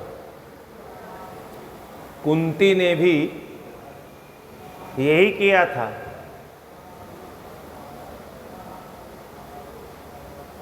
देवी घटना और मानवीय घटना में कितना अंतर होता है, ये सामान्य लोगों के समझने की बाहर की बात। कुंती ने किसको जन्म दिया, क्यों जन्म दिया, क्या महत्व था उसका, क्या उसकी महिमा थी, उसको हम नहीं जानते और इसलिए हम आरोप लगाते हैं। वह देवी इच्छा से एक अद्भुत अवतारी महापुरुष का प्राकट्य हुआ था। वो सूर्य भगवान का एक भक्त था। पूरी कथा सामने आ गई तो चलो। सूर्य भगवान का एक भक्त था, उसने बड़ी तपस्या की सूर्य भगवान की। सूर्य भगवान को उसने प्रसन्न किया और अमर होने का वरदान मांगा। सूर्य भगवान ने कहा असंभव, अमर तो मैं स्वयं नहीं हूँ, अमर तो सृष्टि बनाने वाले ब्रह्मा जी भी नहीं है,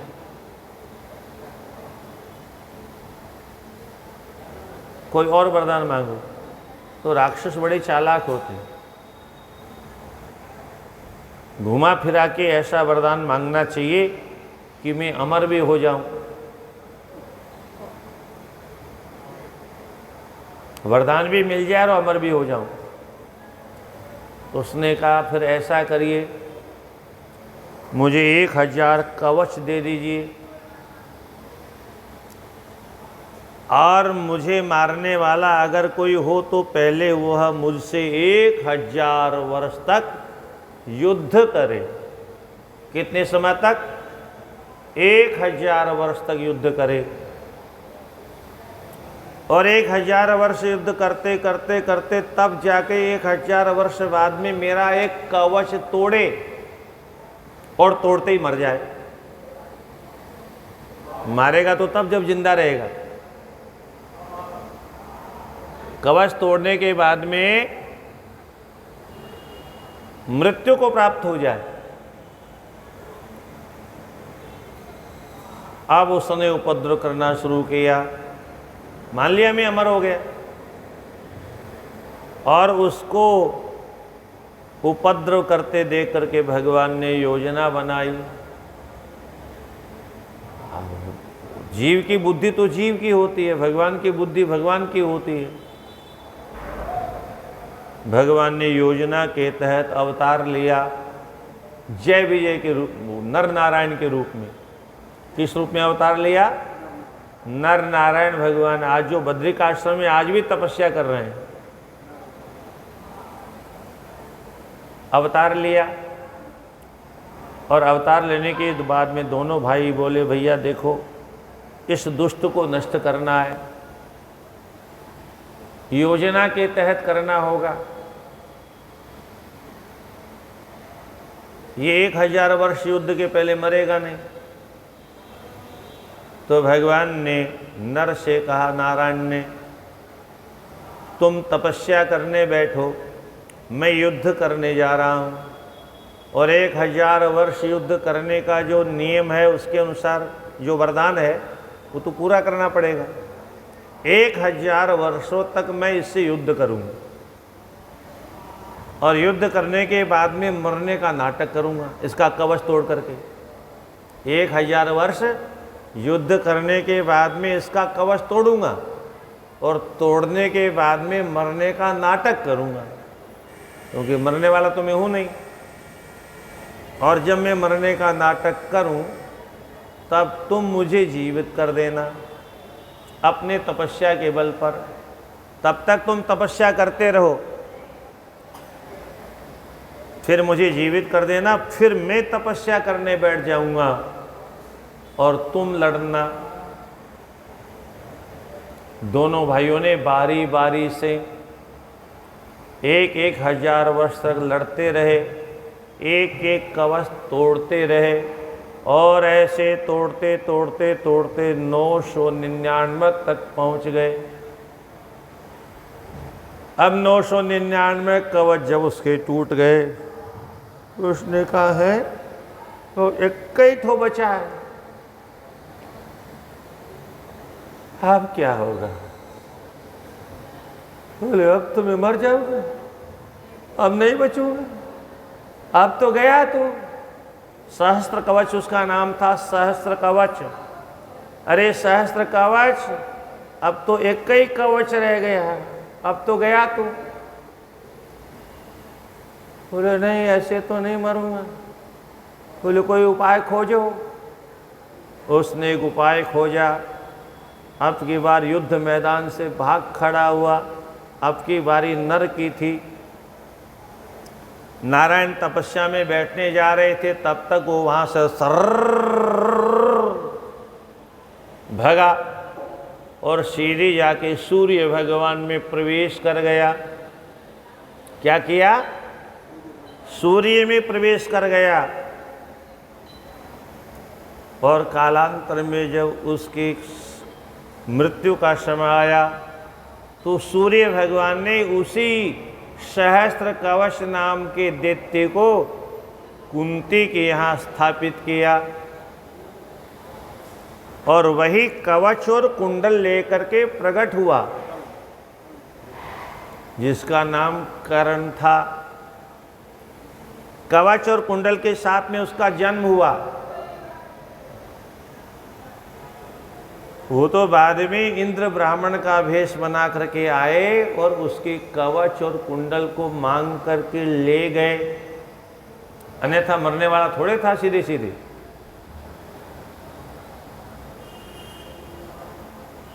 इस बार नर का नंबर था युद्ध करने का, तो नर जो है अर्जुन के रूप में आए, नारायण भगवान कृष्ण के रूप में आए, और इसलिए नर के हाथों उसको मरवाया।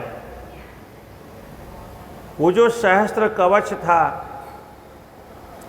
उस कवच को चूंकि अवतरित होना था भूमंडल में, उसका विनाश करना था, और वह किसी सामान्य नारी के द्वारा संभव नहीं था।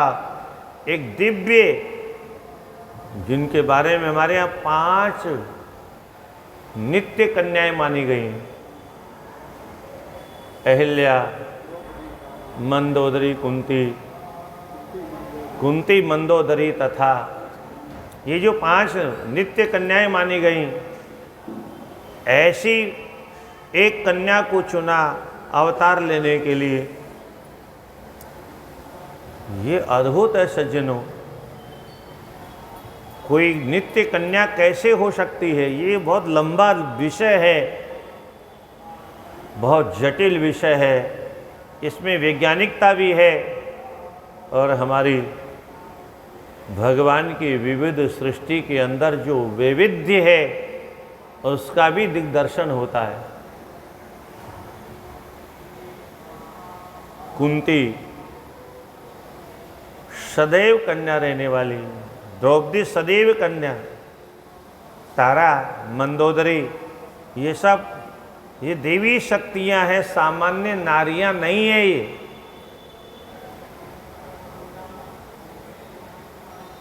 द्रौपदी का प्राकट्य यज्ञ कुंड से हुआ। माता पिता के संसर्ग से जन्म नहीं हुआ।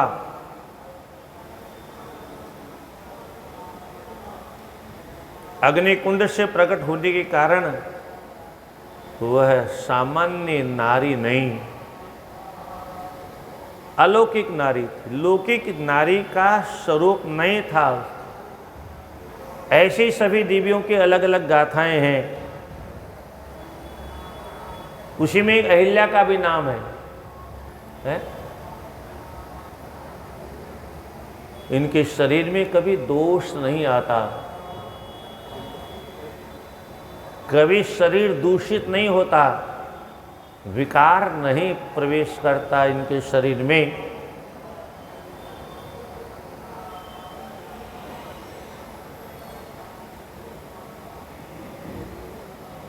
तो पितृयज्ञ ये सब हो गए।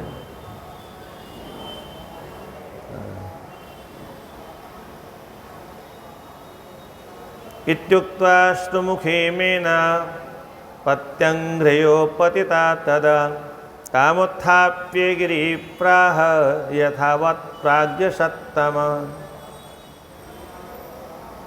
वह देवी अपने पति के चरणों में गिर गई और यहाँ तक कहने लगी, बरु पावक प्रगटे शशि माही। ये हिमाचल कहते हैं, बरु पावक प्रगटे शशि माही, नारद वचन अन्यथा न। नारद की बात झूठी नहीं हो सकती। इसलिए देवी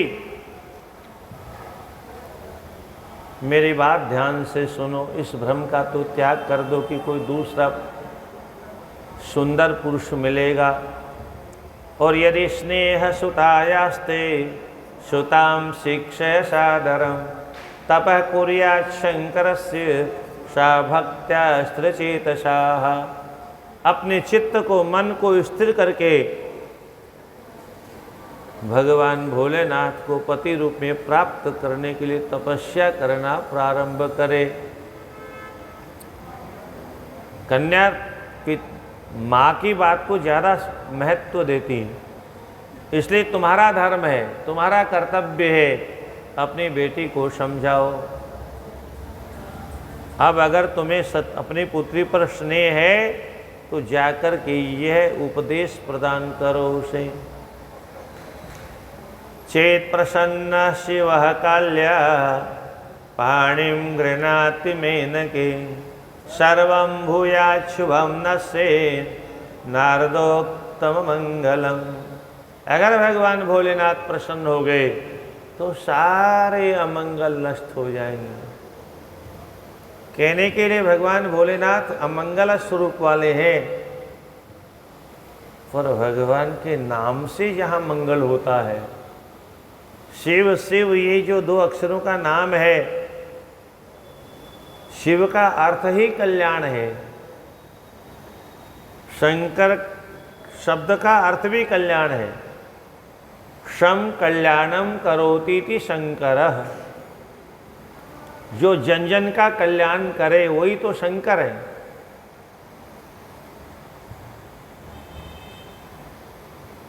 इसलिए तपस्या करने पर भगवान शिव प्रसन्न हो जाएंगे और सारी समस्याओं का समाधान हो जाएगा। इत्याकरण्य गिरिर्वाक्यम मेना प्रीतितराभवत श्रुतोपकंठम अगमत उपदेष्टुम तपोरुचिम।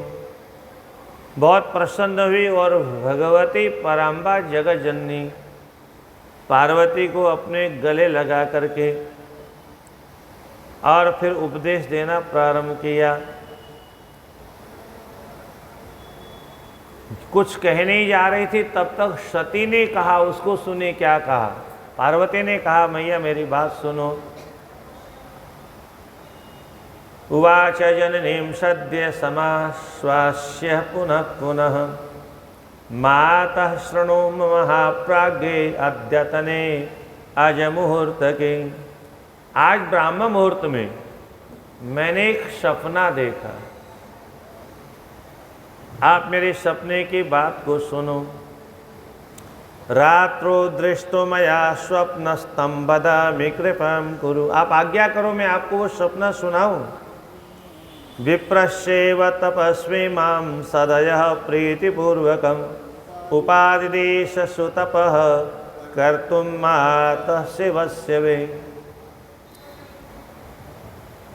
मुझे उस ब्राह्मण ने, गौर ब्राह्मण ने मुझे उपदेश दिया, जाकर के तपस्या करो और जब करहु जाए तब शैल कुमारी। नारद कहा सो सत्य विचारी। ऐसा मुझे स्वप्न में आदेश हुआ और ये भी सुनाया, तप बल रचई प्रपंच विधाता। सब कुछ जो हो रहा तपस्या के बल पर हो रहा। ये जो पंक्तियां हैं बहुत गजब की है सज्जनों, और बार बार हर सारे संसार के प्राणियों को तपस्या करने का निर्देश है इसमें, क्योंकि जो कुछ संसार में हो रहा है वह तपस्या के बल पर संपादित हो रहा है। सूर्य भगवान तपस्या के बल पर सारे संसार को प्रकाश प्रदान करते हैं। तपस्या के बल पर ये धरती सारे संसार को आश्रय देने में समर्थ है। आश्रय ही नहीं, सबको भोजन पानी देने में समर्थ है, सबको मकान दुकान बना करके देने में समर्थ है। तपस्या के बल पर, तपस्या के बल पर ही ब्रह्मा जी सृष्टि की रचना करते हैं। तपस्या के बल पर ही भगवान विष्णु सृष्टि का पालन और पोषण करते हैं। तपस्या के बल पर ही प्रलयंकर शशि शेखर भगवान शंकर इस जगत का संहार करते हैं। तप बल शंभु करहि संहारा। तप आधार सब सृष्टि भवानी। हे भवानी, सब कुछ तपस्या पर आधारित है। आज हम तपस्या करना भूल गए। तपस्या किसका नाम है हमें ये भी पता नहीं। बिना तपस्या के कुछ भी मंगल संभव नहीं है।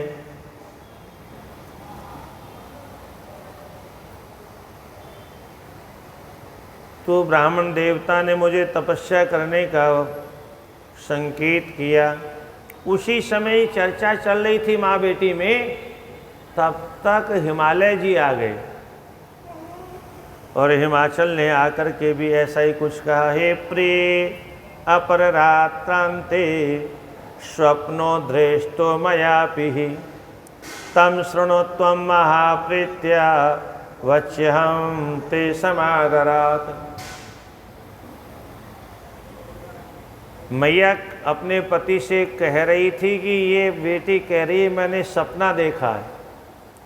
सपने में मुझे एक ब्राह्मण ने तपस्या करने का आदेश दिया।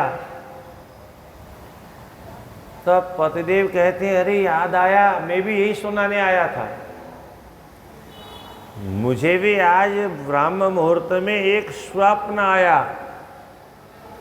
तम शृणु त्वं महाप्रीत्या वच्म्यहं ते समादरा। मेरी बात आदर पूर्वक सुनो। एकः तपस्वी परमो नारदोक्तवरांगदृक् परोपकंठम सुप्रीत्या तपः कर्तु समागतः। क्या स्वप्न आया मुझे, जैसा जैसा वर का लक्षण नारद जी ने बताया था, ऐसी एक तपस्वी मुझे हिमालय के कंदरा में तपस्या करने के लिए आए। मुझे उन्होंने तपस्या करने के लिए कहा, हे गिरिराज, मैं तुम्हारे यहाँ तपस्या करना चाहता हूँ। बोले, महाराज बड़ी कृपा है आपकी, आप तपस्या करो, मेरा दरबार तो तपस्वियों के लिए खुला रहता है। बोले, सुनो, तपस्या तो करूँगा, पर तुम प्रतिज्ञा करो कि मेरी तपस्या में किसी प्रकार का विघ्न नहीं आना चाहिए। ये तुम्हारी जिम्मेदारी है, क्योंकि मैं तो तपस्या में बैठ जाऊंगा। हर हर महादेव शंभो काशी विश्वनाथ गंगे, हर हर महादेव शंभो, हर हर महादेव शंभो काशी विश्वनाथ गंगे, हर हर महादेव शंभो काशी विश्वनाथ गंगे। मैं अपनी कन्या को लेकर के वहाँ गया था। किसको? पार्वती को लेकर के सपने में वहाँ गया। गृहीत्वा स्वसुतां तत्र आगमं प्रीततरोप्यहं मया ज्ञातः वे शंभुर्नारदोक्तवर प्रभु। मैंने देखा जो नारद जी ने वरदान दिया था, ठीक वही स्वरूप उनका था।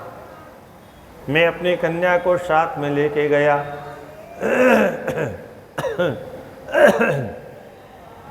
उन्होंने मुझे कहा, कन्या को क्यों ले आए?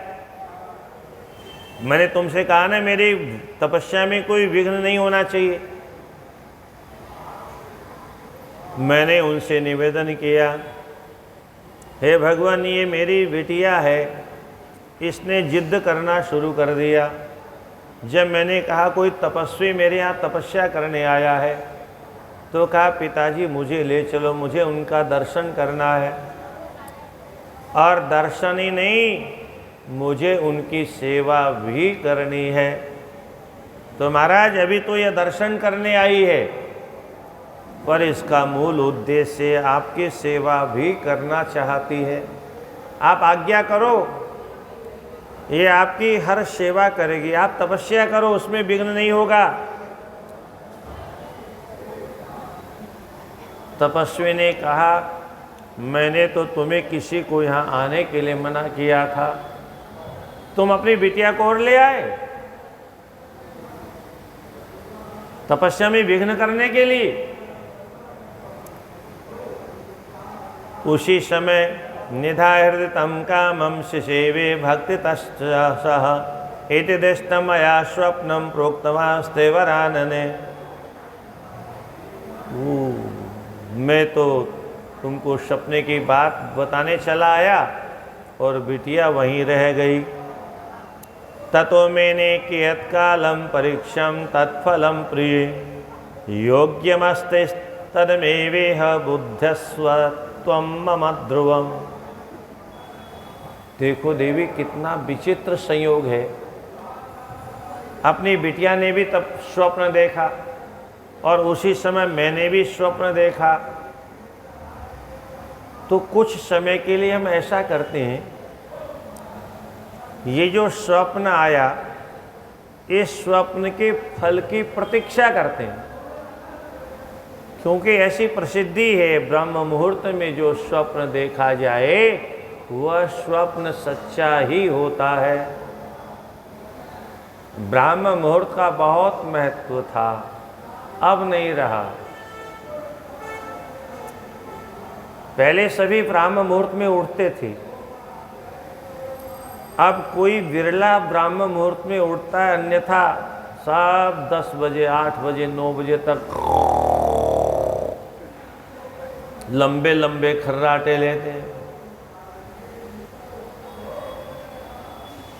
हमारे यहाँ ऐसी मान्यता थी, ब्राह्म मुहूर्त में जो उठता है उसके यहाँ लक्ष्मी का आगम होता है। तो आज के लोग क्या कहते हैं, बोले महाराज हमारे यहाँ तो हम भले ही 8 बजे उठे 10 बजे उठे कोई फर्क नहीं पड़ता, हमारे यहाँ भी लक्ष्मी की कमी कहाँ हो रही है। हाँ, देखने में भी ऐसा ही आता है। तो क्या हम मान लें कि हमारे शास्त्र झूठे हैं? बिल्कुल नहीं। तो फिर ये कैसे सामंजस्य होगा? शास्त्र भी झूठे नहीं है और लोगों के यहाँ लक्ष्मी की कमी भी नहीं है, तो दोनों में सामंजस्य कैसे होगा? या तो शास्त्र की है बात झूठी है कि ब्राह्म मुहूर्त में उठना चाहिए,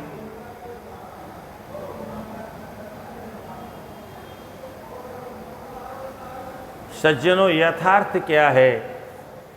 यथार्थ ये है, आजकल जिस लक्ष्मी को लोग लक्ष्मी समझते हैं वह लक्ष्मी ही नहीं है।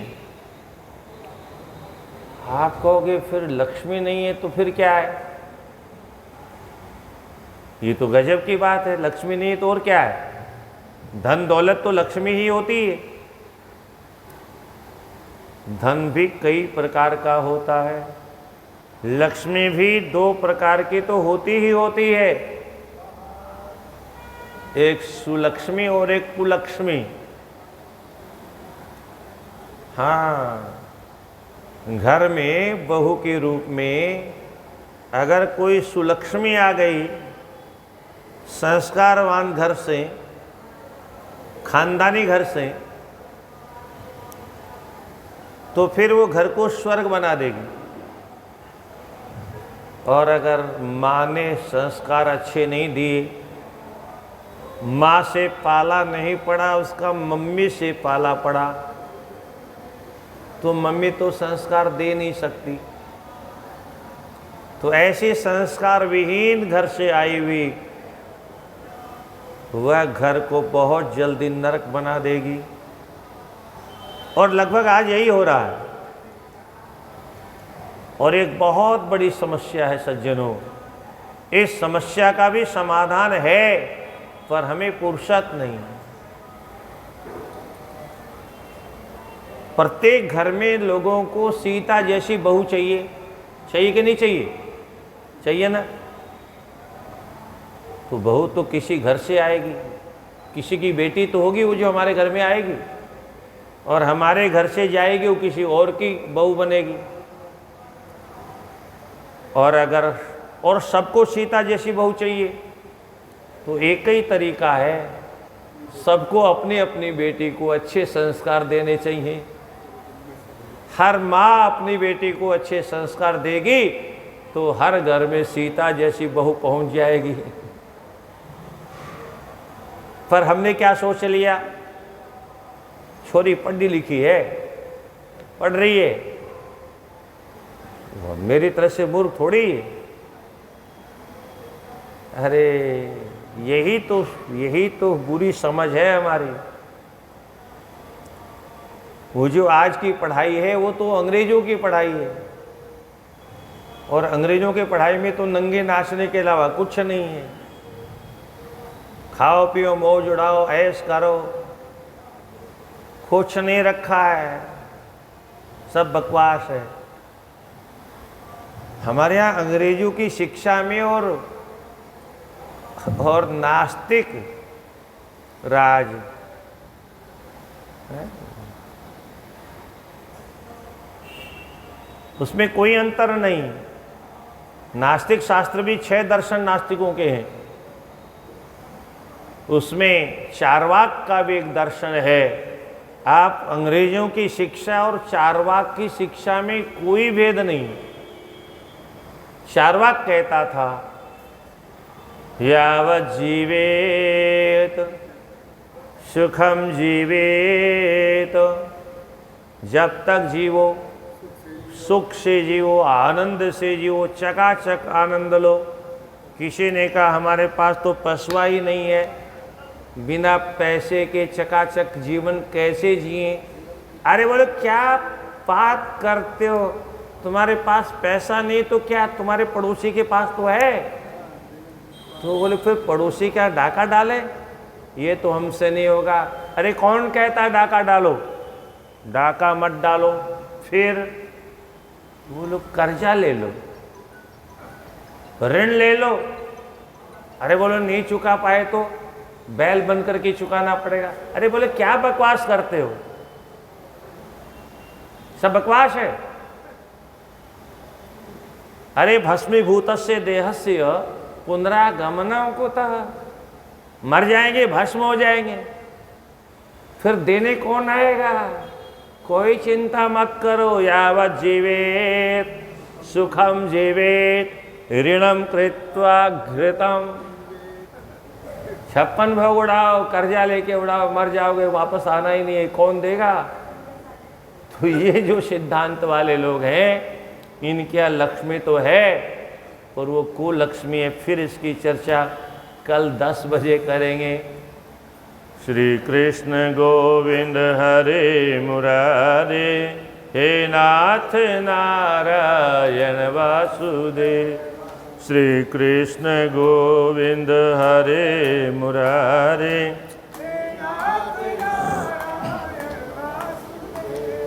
श्री कृष्ण गोविंद हरे मुरारे, हे नाथ नारायण वासुदेव। नमः पार्वती पते हर हर महादेव। नारायण नारायण नारायण। लो तुलसी ले ले से।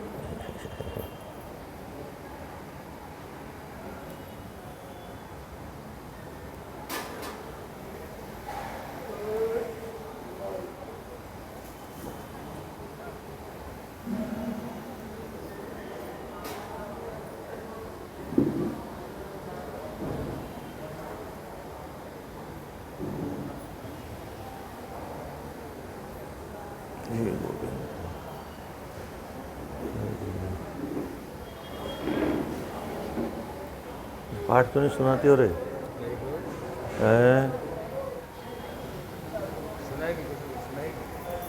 घूमती रहती, बहुत गलत आदत है।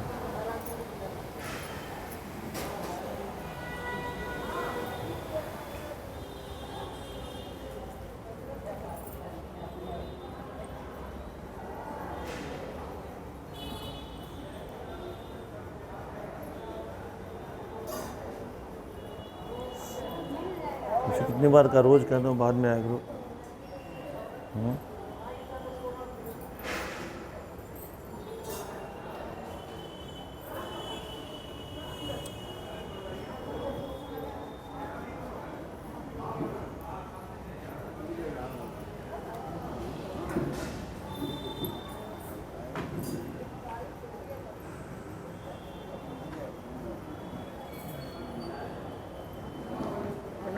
जो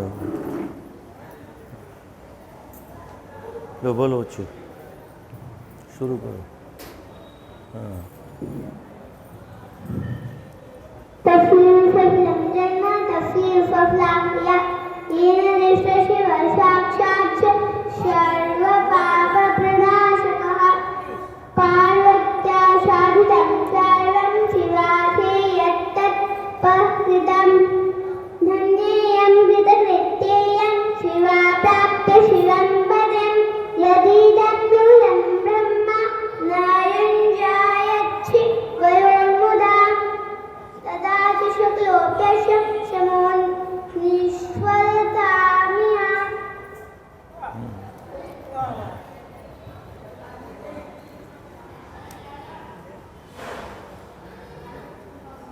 अरे तो तुम बहुत बढ़िया पढ़ लेती हो। हाँ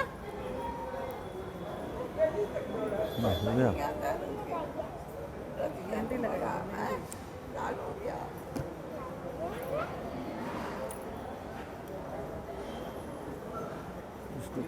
तार को निकाल दीजिए थोड़ा सा, ये तार निकाल दीजिए वाला। चलो मैं उतरता हूँ, निकाल दीजिए।